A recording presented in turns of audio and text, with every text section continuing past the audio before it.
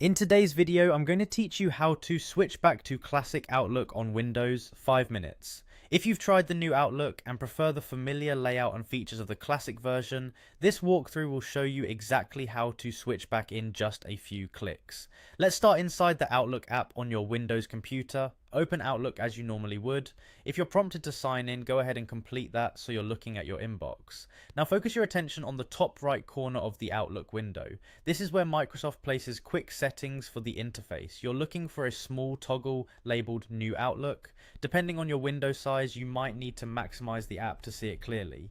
If you still don't see the toggle, it can mean your organization or administrator has disabled switching, or you might need to update Outlook. But if the toggle is there, you're good to go. Next, locate that new Outlook toggle and get ready to turn it off. This switch controls whether you're using the newer web-style Outlook experience or the classic desktop experience. When it's turned on, you're in the new Outlook. When it's turned off, you'll return to classic Outlook. Go ahead and flip the new Outlook toggle to the off position.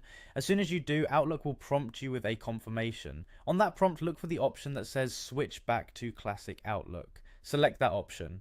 Don't worry, this doesn't uninstall anything or remove your email. It simply switches the interface back to the traditional desktop experience. Your accounts, mail, calendar, and data remain the same. After selecting switch back to classic Outlook, you'll see a continue button.